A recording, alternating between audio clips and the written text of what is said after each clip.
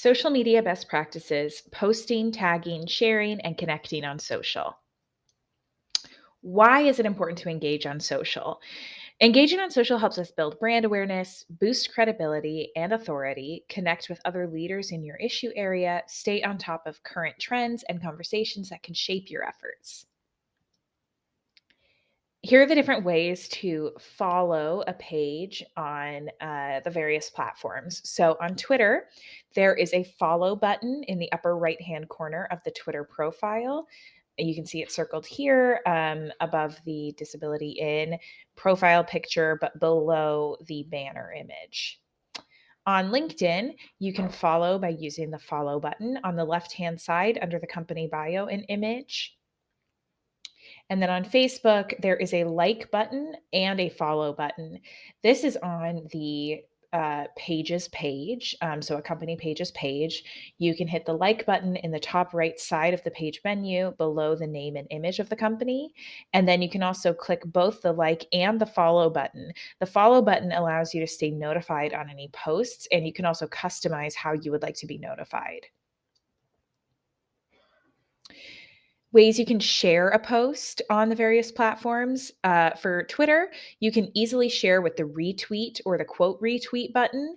The difference between the two is that if you retweet, it will just directly repost to your own feed. And then if you quote retweet, you can also add some text of your own, maybe say why you've shared the post, and respond to the original tweet in any way you might like.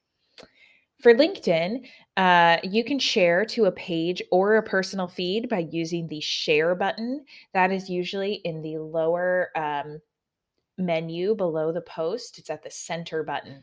It's like a little arrow and it clicks over where you can share the post to your feed or to your page. On Facebook, you can share using the share button.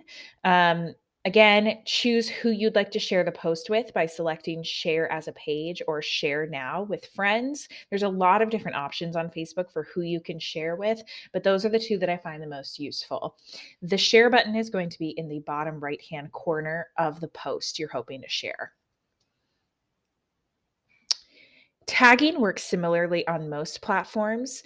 The way you can tag someone is you can begin by typing the @ symbol followed by the person's name or their social media handle. So on LinkedIn or on Facebook, it's their name, and then on Twitter, it might be their handle.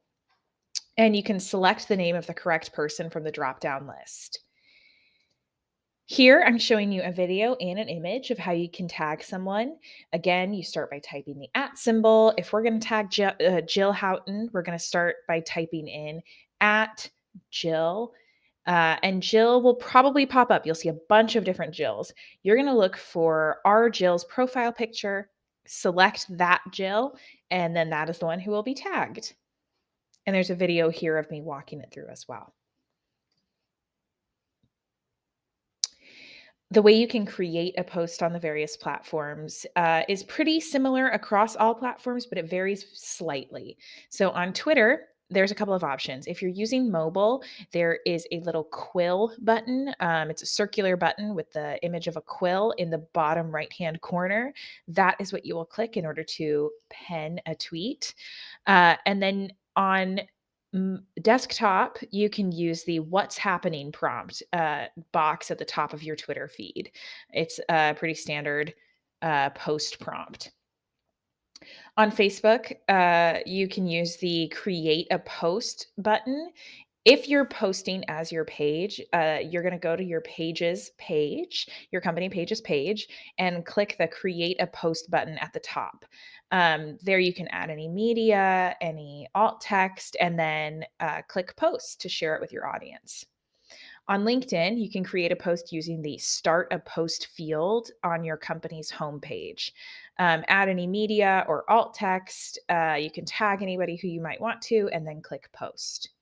So here's a video of me walking us through what that looks like. We are going to see me going into click start a post.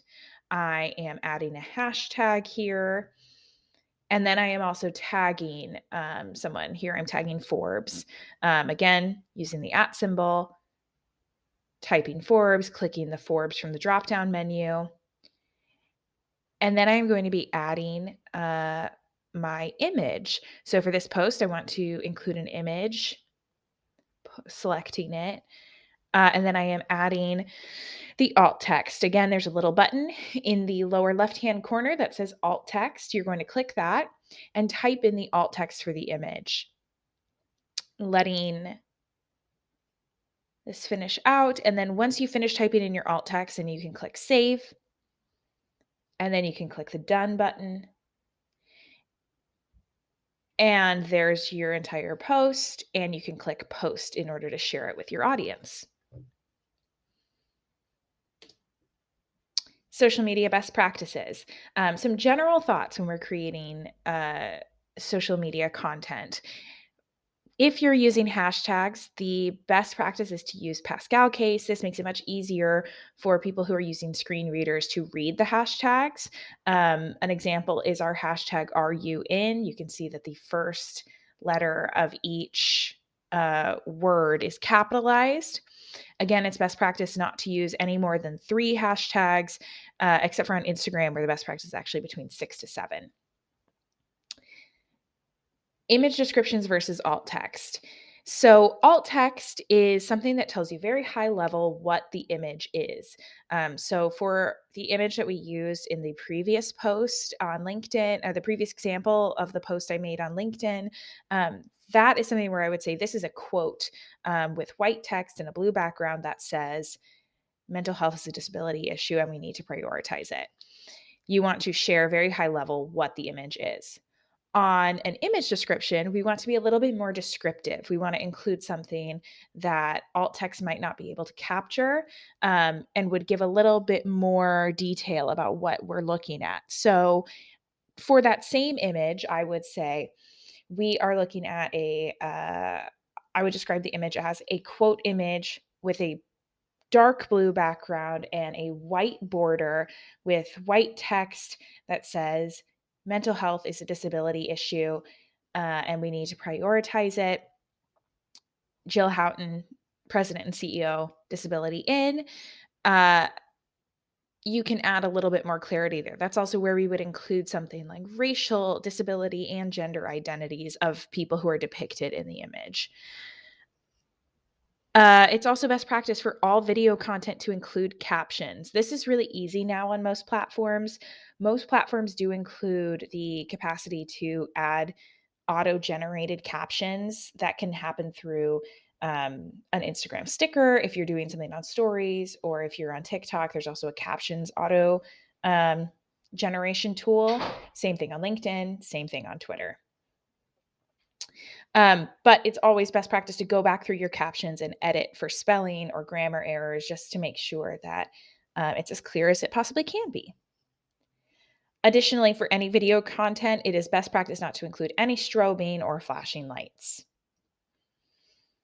Okay, this is your turn. I wanted to share a prompt with you all now that we've kind of gone over the basics of creating content for social media. I want to give you a prompt for a post. What does disability inclusive employment mean to you?